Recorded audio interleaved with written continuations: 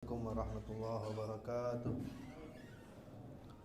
نوينا الاعتكاف في هذه المجلس تعالى بجانب وسلم صالح نوينا تعلم وتعليم والتذكر والتذكير والنفع والانتفاع والإفادة والاستفادة والحث على التمسك بكتاب الله وسنة رسوله صلى الله عليه وسلم والدعاء إلى الهدى والدلالة على الخير ابتغاء مرضاته وقربه وثوابه وصالح العاقبة مع اللطف والعافية إلى حضرة النبي محمد صلى الله عليه وسلم ثم إلى أرى الأولياء والشهداء والصالحين والأئمة الراشدين ثم إلى أرواح المصنفين الكتب النافعة خصوصا إلى روح الشيخ العالم العلامة وان أحمد بن محمد زين بن مصطفى الفطاني وإلى أرواح سيدنا مولانا سماحة الأستاذ الإمام الحبر الكتب الحبيب عبد القادر بن أحمد بالفقه ونجل سيدنا مولانا سماحة الأستاذ الإمام الحافظ المسلمين الكتب الحبيب عبد الله بن عبد القادر بالفقه وإلى روح سيدنا رميع وإلى روح سيدنا محمد بن المالكي وإلى أرواح والدينا ووالديكم ومشايخنا ومشايخكم وأمواتنا وأمواتكم وأموات المسلمين عامة أن الله يتغشاهم بالرحمة والمغفرة وأن الله تعالى يرزقنا العلم النافع والعمل الخالص والمقبول وحسن التعليم والدلالة على الهدى ويسر بذلك قلب نبينا محمد صلى الله عليه وسلم ويسر بذلك قلب نبينا محمد صلى الله عليه وسلم ويسر بذلك قلب نبينا محمد صلى الله عليه وسلم وأن الله يحببنا إلى النبي محمد صلى الله عليه وسلم ويحبب النبي محمد صلى الله عليه وسلم لنا على هذه وكل صالحة وإلى حضرة النبي صلى الله عليه وسلم. الفاتحة. أعوذ بالله من الشيطان الرجيم. بسم الله الرحمن الرحيم. الحمد لله رب العالمين الرحمن الرحيم مالك يوم الدين إياك نعبد وإياك نستعين اهدنا الصراط المستقيم صراط الذين أنعمت عليهم غير المغضوب عليهم ولا الضالين آمين. بسم الله الرحمن الرحيم. اللهم صل على سيدنا محمد وآله كما لا نهاية لكمالك وعدد كماله. اللهم صل على سيدنا محمد الفاتح لما أغلق والخاتم لما سبق والناصر الحق بالحق والهادي إلى صراطك المستقيم صلى الله عليه وعلى آله وصحبه حق قدره مقداره العظيم. اللهم صل صلاة كاملة وسلم سلاما تاما على سيدنا محمد الذي تنحل به العقد وتنفرج به الكرب وتقضى به الحوائج وتنال به الرغائب وحسن الخواتم ويستسقى الغمام بوجهه الكريم وعلى آله وصحبه في كل لمحة ونفس بعدد كل معلوم لك. اللهم صل على سيدنا محمد حجرة الأصل النورانية ولمعة القبضة الرحمانية وأفضل الخليقة الإنسانية وأشرف الصورة الجسمانية صاحب القبضة الأصلية والبهجة السنية ورتبة العلية من درجة النبيون تحت لوائه ومنه وإليه وسلم عليه وعلى آله وصحبه عدد ما خلقت ورزقت وأمت وأحييت إلى يوم تبعث من أفتيت وسلم تسليما كثيرا والحمد لله رب العالمين. Alhamdulillah. Terlebih dahulu saya mohon maaf atas keterlewatan, ada hal sedikit tadi tuan-tuan. Terima kasih sudi menunggu.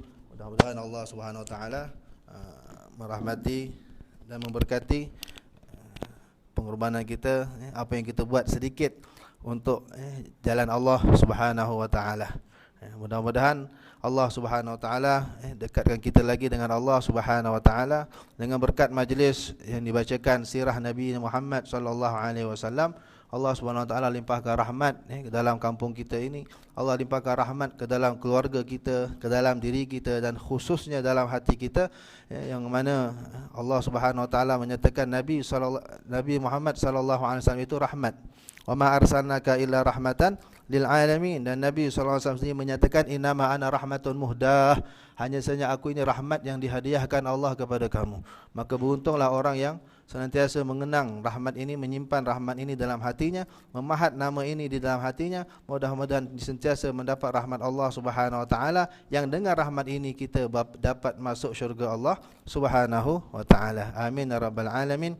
Muka surat 8 tuan-tuan, kita berakhir pada kata-kata prakata siapa itu?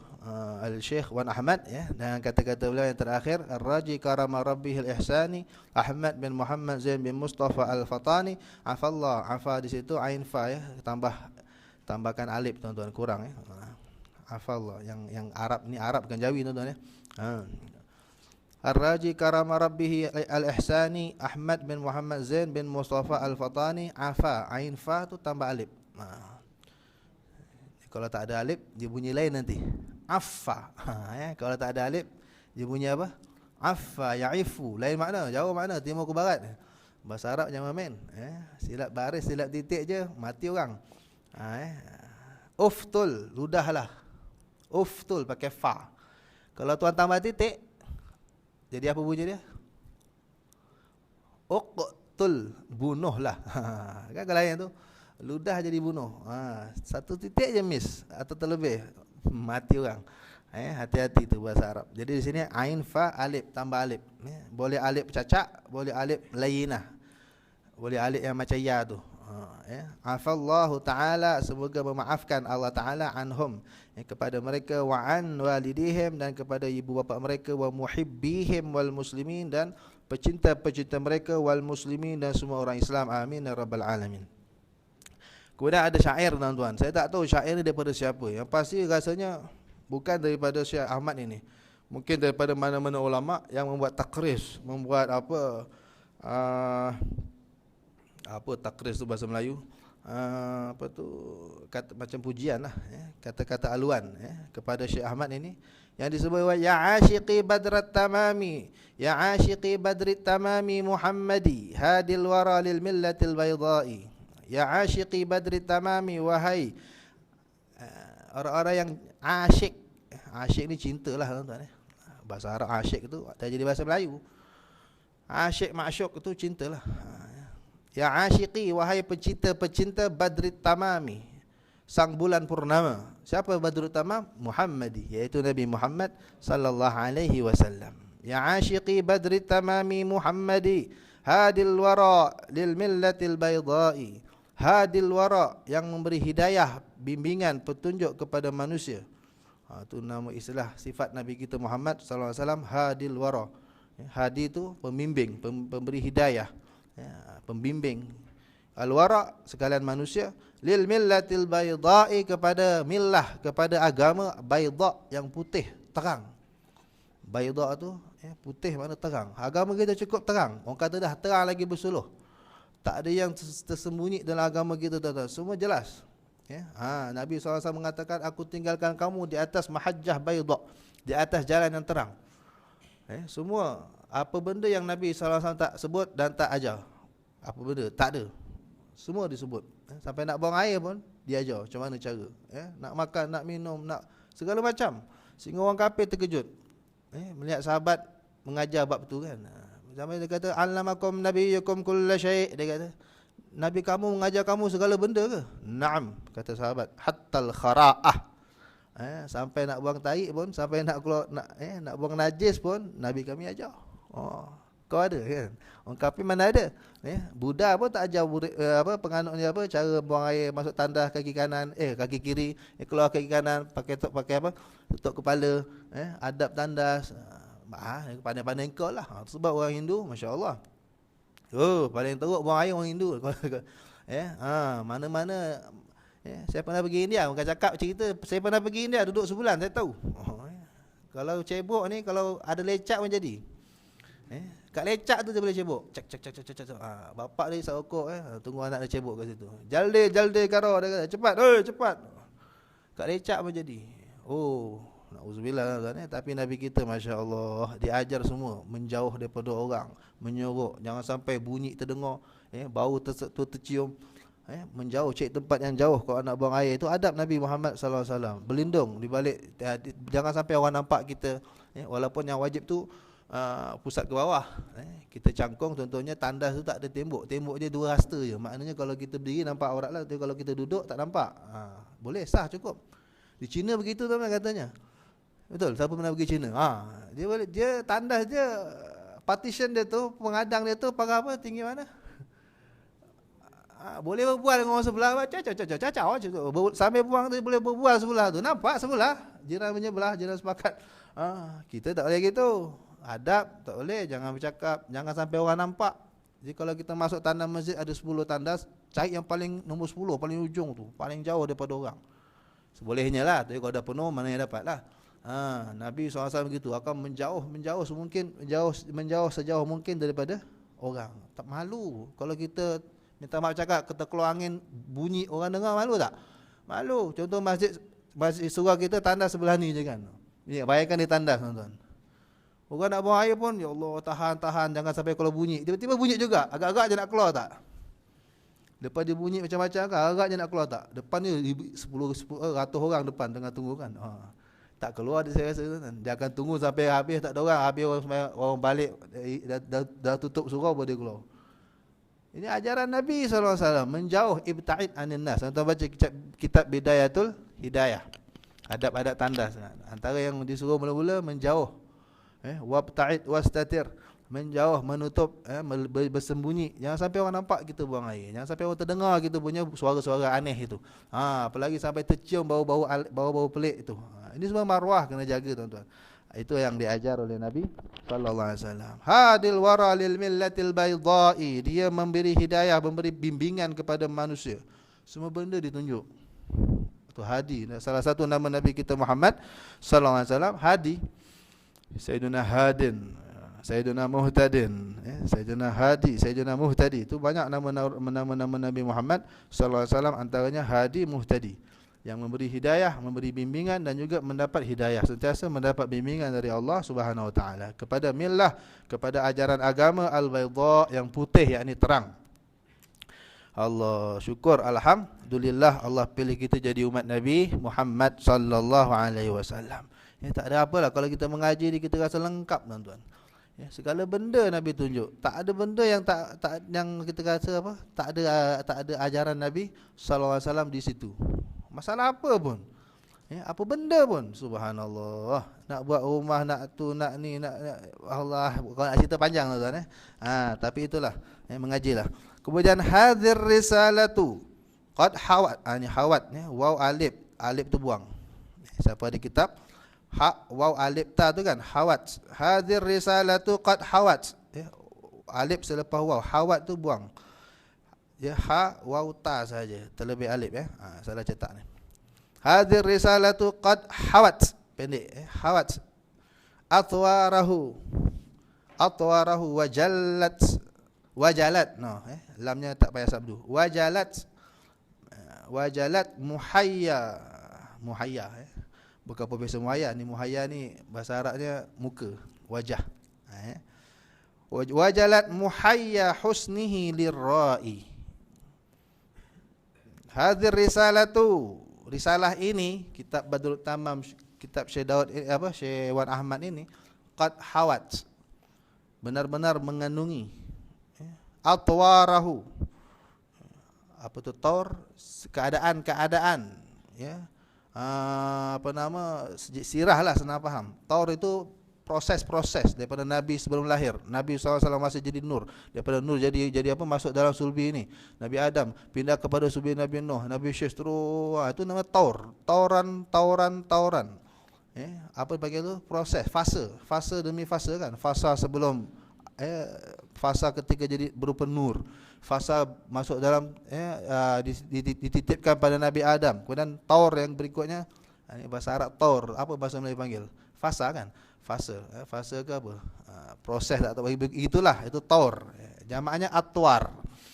Ini risalah qad hawat, sungguh mengandungi atwarahu, taur apa tadi, fasa tentang sirah Nabi Muhammad sallallahu alaihi wasallam. Step by step disebut, daripada yang mula-mula sekali macam mana kemunculan asal Nabi Muhammad sallallahu alaihi wasallam dibahas, iaitu dalam berupa nur Muhammad sallallahu alaihi wasallam. Kemudian fasa berikutnya masuk ke dalam, dititip ke dalam sulbi Nabi Adam, Nabi Syekh, Nabi Nuh, terus sampailah kepada Sayyidina Abdullah, ayah Nabi sallallahu alaihi wasallam, terus pindah ke rahim ibunya Siti Aminah radhiyallahu anha. Sampailah muncul Nabi Muhammad sallallahu alaihi wasallam, Sayyidina Nur, yang lahirnya juga membawa nur. Keluar saja keluar nur. Keluar saja Siti Aminah melihat nur terang. Ibunya terang tu sampai terlihat orang-orang di Syam, orang-orang di Palestin, orang-orang di Lebanon, boleh nampak di tengah malam gelap gulita. Kalau naik unta, naik kuda, biasanya kalau digelap tu leher unta pun tak nampak. Gelap malam ni, jari kita tak nampak kan biasanya kalau ada gelap. Tapi bila tiba-tiba muncul nur terang itu, mereka boleh nampak leher unta mereka. Padahal di malam yang gelap gulita. Itu orang yang ada di Syam, di Palestin, di Lebanon, jauh daripada mana? Mekah. Dia punya terang nur tu. Berapa watt itu tuan-tuan? Cahaya berapa watt itu?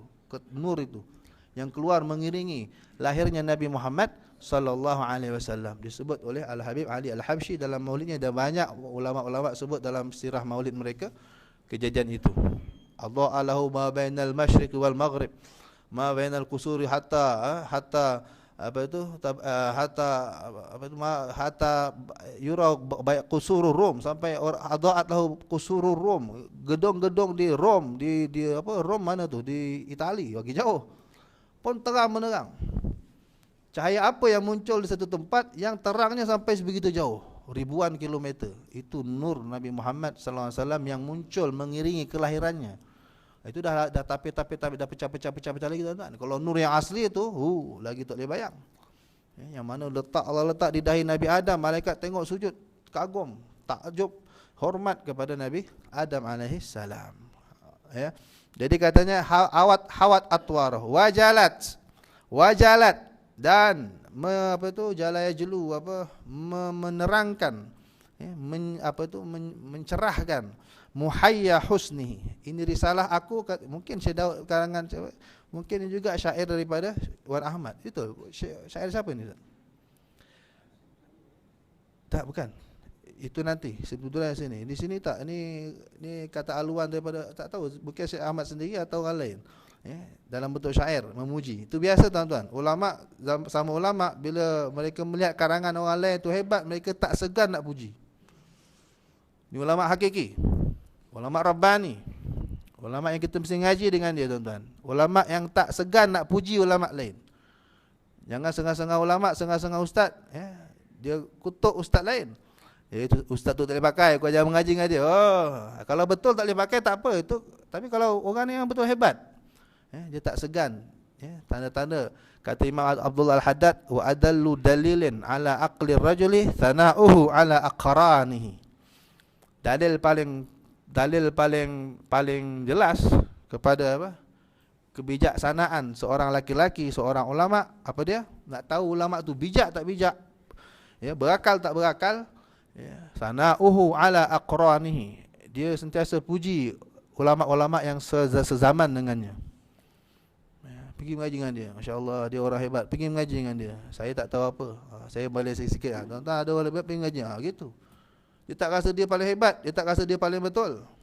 Mereka saling menghormati. Jadi biasa gitu. Kalau Syekh Ahmad mengarang kitab ni, kadang-kadang ramai ulama lain akan buat takris, kadang-kadang dalam bentuk syair ini, memuji kitab itu.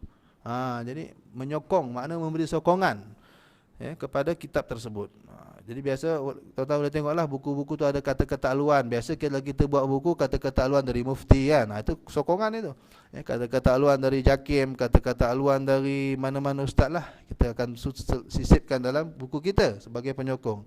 Nah, ini mungkin kata-kata aluan dari ulama lain atau mungkin dari beliau sendiri, tak ada keterangan ini. Wajalat muhayya husnihi, dan risalah ini menjelaskan, menyatakan, mencerahkan muhayya husnihi, wajah keindahan baginda. Makin kita baca ni, makin kita baca sirah Nabi SAW, makin terbayang-bayang indahnya wajah Nabi SAW. Kalau kita jarang baca, tuan-tuan, macam mana kita nak bayang? Macam mana kita nak bayangkan wajah satu orang kita tak pernah baca profil dia? Tak mungkin, tuan-tuan. Jadi bila kita baca selalu profil, syama'il, sifat-sifat sirah wajah Nabi SAW begini, begini, akan semakin cerah. Semakin mudah kita nak mimpi Nabi sallallahu alaihi wasallam sebab dah terbayang-bayang. Sebab mimpi itu boleh lahir daripada mimpi ni tiga sumber, tiga sebab. Kata ulama, mimpi dari tiga sebab. Pertama daripada syaitan. Memang syaitan akan buat kita mimpi. Biasanya mimpi yang pelik-pelik, mimpi yang menakutkan, mimpi kadang-kadang mimpi yang nak menyesatkan pun ada. Kedua, mimpi daripada perasaan. Jadi bila kita terlalu memikirkan sesuatu perkara, biasanya kita akan mimpi. Orang tengah puasa, tuan-tuan, kepala otak dia pergi apa? Buka ke makan apa kan? Nasi Arab ke, sate ke. Itu biasa kan? Pukul 2 tidur mimpi tu. Tak tahu dah ada kat dapur. Siap-siap bangun dah ke dapur. Biasa gitu.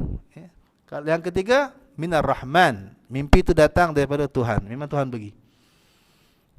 Dalam hadis kata, idza ahabballahu 'abdan 'atabahu fi manamih. Apabila Allah sayang satu orang hamba, Allah akan tegur dia dalam mimpi. Contoh, tuan-tuan, ada satu orang mimpi kencing keluar darah. Kencing keluar darah. Diceritakan oleh Imam dalam tafsir Ibnu Sirin. Satu orang lelaki mimpi kencing keluar darah. Jarang, kita pun tak pernah rasa ni kan. Kencing keluar darah. Terkejut dia. Maka datang kepada Ibn Sirin, Al-Imam Ibn Sirin kata, Ittaqillah. Ya. Ibn Sirin kata apa?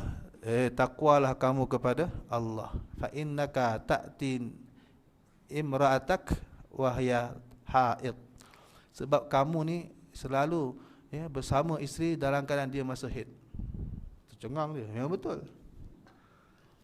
Siapa tahu, tuan-tuan? Isteri kita je tahu. Perangai tak senonoh ni kan. Haram bersama isteri ketika haid. Dan haram isteri membenarkan suami ketika haid. Tak boleh. Dan siapa tak tahu. Tapi Allah sayang ni orang. Allah nak tegur dia supaya dia berhenti buat benda tu. Maka Allah kasih dia mimpi. Dia ketakutan. Dia takut. Jumpa nasib baik. Masa tu ada pakar tafsir mimpi, Al-Imam Ibn Sirin. Yang Imam Malik sendiri kalau bingung mimpi tanya dia. Bayangkan Imam Malik kurang apa tuan-tuan? Muhaddith, Syekhu Daril Hijrah, Imam Daril Hijrah. La yufta wa Malik bil Madinah. Kurang apa Imam Malik? Tapi bab mimpi surrender. Masih lagi refer pakar dia. Sebab tak semua orang tahu semua benda. Imam Malik sendiri refer bab mimpi, refer siapa? Rujuk Imam Ibn Sirin. Jadi terus hebatnya Ibn Sirin tuan-tuan begitu. Orang cerita apa je terus beliau takwil macam Nabi Yusuf tu. Itu hebatnya umat Nabi Muhammad sallallahu alaihi wasallam. Apa mukjizat Nabi dulu mesti ada pada umat ini. Ulama'u ummati ka anbiya'i bani Israel, kata Nabi kita Muhammad sallallahu alaihi wasallam. Ulama-ulama umat aku hebat mereka saja tak kalah dengan nabi-nabi Bani Israel. Nabi Yusuf anak Israel, anak Nabi Yaqub. Boleh takwil mimpi kan? Orang cerita apa je terus takwilnya begini, maksudnya begini, begitu. Umat ini berlama dulu, sekarang dah kurang. Antaranya yang terkenal Ibnu Sirin. Cerita apa je terus takwil. Tak payah buka buku, buka kitab. Kalau tuan tanya saya minta seminggu dulu. Minta masa seminggu nak refer dulu, cek kan. Beliau tidak. Terus takwil dan betul, takwilnya tepat. Cengang terus taubat ni orang. Bila ada ulama tegur. Bayangkan. Ini daripada siapa? Takkan daripada syaitan. Mimpi begitu, mimpi daripada Allah. Apalagi mimpi daripada mimpi Rasulullah sallallahu alaihi wasallam. Jadi kita nak pergi, kita kau-kau dapat nombor 2 tuan-tuan. Bila kita banyak membaca sirah Nabi sallallahu alaihi wasallam sehingga terbayang-bayang keindahan. Bila dengan insya-Allah berkat risalah yang kita baca ini, beliau kata jalat muhayya husnihi. Ini risalah akan menjelaskan, akan mencerahkan muhayya husnihi, wajah keindahan baginda sallallahu alaihi wasallam, lirra'i, kepada siapa yang melihatnya atau yang memimpikannya. InsyaAllah tu tujuan beliau karang risalah ini. Niat. Addu 'alaiha bin nawajidhi innaha sihrun halalun aw zulalul ma'i. Addu 'alaiha, gigitlah kalian. Addu, gigitlah kalian 'alaiha, atas risalah ini. Ini bahasa kiasan, jangan faham bulat-bulat. Faham bulat-bulat lunyai ini kitab kan. Bahasa Arab, bahasa Melayu, apa bahasa pun saya kira. Bahasa Putih saya kurang faham. Dia ada bahasa istilahnya majaz atau bahasa kiasan. Kecil tapak tangan nyiru kami tadahkan. Orang tak reti bahasa, dia pergi ambil nyiru, dia bawa depan tu. Tahu nyiru? Nyiru pun tak kenal lah orang sekarang. Budak muda sekarang tak kenal nyiru. Tanya mana? Tanya. Ada Azmi. Mel, kenal nyiru Mel? Ya, apa rupa? Apa rupa? Nyiru tu apa? Tampi. Kenal. Buat tampi beras. Budak sekarang tak kenal nyiru. Mana ada? Tak ada orang tampi beras lagi. Beras dah siap tengah masak je kan. Itu tak kerti bahasa. Itu namanya bahasa kiasan atau simpulan bahasa atau simbolik bahasa kiasan lah senang kira. Ini bahasa kiasan. Addu 'alaiha bin nawajid. Gigit atas risalah ini dengan geraham-geraham. Makna tuan-tuan pegang sungguh-sungguh, jangan kasih lepas. Macam mana kita gigit dengan geraham, tak ada siapa boleh tarik. Kalau kita dah makan, dah kunyah daging dengan geraham kita, tak ada siapa boleh tarik. Begitu juga gigit, makna pegang sungguh-sungguh, jadikan pedoman, jadikan iktibar, jadikan panduan, rujukan, sungguh-sungguh, jangan lepas. Peduli apa orang nak kata. Umpamanya gitu. Peduli apa orang nak tibai kitab ni kan. Macam-macam tibai ni apa, Nur Muhammad ni faham apa? Faham Hindu ke? Peduli kau nak kata kan. Hindu tak Hindu, aku pegang ni kata kan. Addu 'alaiha bin nawajid.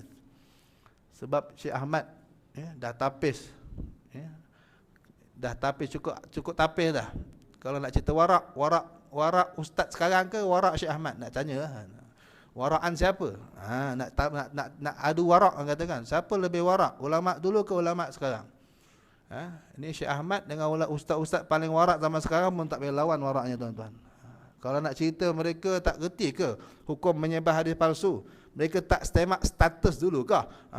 Sebelum kita duk fikir, duk risau benda tu, ini dah 1000 kali risau sebelum nak tulis. Kita kasih contoh Imam Syafi'i lah. Tuan, berapa kaki onta tuan? Jap, aku kira Ustaz. Turun kira 1 2 3 4 4 dia kata kan. Cakap terus lah. Ini bab dunia tuan-tuan. Waraknya tuan, kira dulu. Dah confirm, yakin baru cakap. Bukan 4 lah, confirm 4. Mana tahu satu kaki dah hilang satu kan. Allah boleh buat. Itu bab dunia. Apatah lagi nak tulis dalam kitab yang kekal abadi sampai kiamat. Itu cakap ya tuan, lepas masuk kanan keluar kiri pun beliau masih sangat hati-hati. Apatah lagi nak tulis. Itu sebab nak tulis satu ayat dalam kitab saja makan puluhan tahun. Hanya nak tulis sekurang-kurang head 1 hari semalam, biasanya 7 hari 7 malam atau 6 hari 6 malam, paling lama maksimum 15 hari 15 malam, itu memakan masa puluhan tahun. Baru boleh tulis benda tu. Dengan istiqra' dia panggil. Sehingga ulama kata cukuplah istiqra' Imam Syafi'i. Cukuplah kajian dan analisa Imam Syafi'i. Tak ada ulama lain boleh beat lagi dah. Paten sudah orang kata sudah apa kata? Tetap sudah tu. Dah tak boleh nak argue lagi dah. Walaupun setiap orang ada salah, tapi semua ulama dah sepakat istiqra' kajian Imam Syafi'i itu dah cukup matang dah. Tak ada cacat cela lagi dah. Sebab nak tulis 3 baris tu je pun makan masa. Kena kahwin 40 orang, 40 perempuan. Berapa banyak duit nak habis. Berapa tebal muka nak pergi Minang kan. Ingat tak tebal muka. Orang kata gatal ke apa kan. Tapi ini untuk agama. Untuk membuat kajian tentang darah haid, mesti tanya isteri kita. Takkan nak tanya anak dara lalu tepi jalan. Dek jap. Abang nak tanya sikit. Adik, mau kena pelempang zaman dulu kan. Zaman sekarang mungkin tak kisah. Itulah Imam Syafi'i. Waraknya tuan-tuan. Jadi beliau kata ini kitab Addu 'alaiha bin nawajidhi. Gigit atas kitab risalah ini, Badrut Tamam ini dengan gigi gerahammu. Pegang sungguh-sungguh. Peduli apa orang nak kata. Ini sudah mantap. Sudah betul-betul sahih semua. Tak ada kata apa nama, na'udzubillah, tak ada yang palsu. Tidak ada yang palsu. Kalau dhaif atau hasan masih okey lagi. Tuan-tuan kena tahu, ulama-ulama muhaddis aliran kita, mereka bab hukum hakam halal haram, mereka memang mengatakan hadisnya mesti dhaif atau hasan, paling rendah hasan. Grade A, grade B kita katakan. Tapi urusan fadilat amal, urusan cerita-cerita, hikayat-hikayat atau riwayat-riwayat begini, atau sirah ataupun apa saja, mereka tasahalu, mereka tasahul itu mereka boleh lebih kurang. Bab hukum halal haram, mereka tasyaddadu, mereka strict. Hadisnya mesti sahih ataupun hasan. Tapi kalau bab cerita, ataupun kelebihan, ataupun apa itu, biasanya apa itu, yang bukan hukum hakam, mereka tasahalu. Hadis dhaif mereka amal. Maudhu', hadis palsu memang tak boleh lah, apa keadaan pun. Okey. Jadi ini sudah selesai tu semua. Sebelum kita duk fikir ini dhaif ke hasan ke maudhu' ke tidak, sebelum kita takut nak baca nak riwayat, ulama atau Syekh Ahmad ni dah lama fikir benda tu. Kita sekali, beliau 1000 kali lebih takut daripada kita. Kita mungkin takut nak baca, rosak akidah aku nanti kan. Ni Nur Muhammad ni orang kata macam Hindu pula.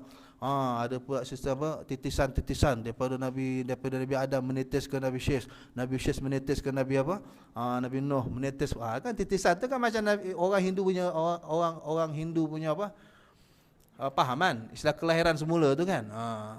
Kalau kita tidak hidup zaman sekarang hari ni, kalau aku mati kita akan jumpa di kehidupan akan datang. Tu jenis berpindah-pindah gitu kan serupa. Kebetulan sama. Kebetulan sama tak semesti kita daripada dia. Kalau nak cerita sama, kita puasa dia pun puasa, habis tak boleh puasa. Ini puasa sama macam Hindu ni. Betul tak? Nak cerita lagi dahsyat puasa dia. Kita pukul 7 dah buka, dia tak buka lagi. Besok 7 pagi baru dia buka. Kau puasa sama dengan Hindu tak dia puasa. Sama dengan Hindu tu. Jak gitu, kebetulan sama. Saya bila pakai tasbih, saya suka letak kalung kat leher. Kadang-kadang poket dah penuh. Kadang bila nak ambil uduk tu, kadang poket dah penuh. Saya kalung ke leher. Dah ada orang kata, kau ni macam Sami apa? Dah macam Sami apa? Sami dah macam Tok Cha pula. Dah macam apa? Tok Cha tu Tok Cha Sami kan. Oh lagi besar yang 108 biji tasbih tu kan.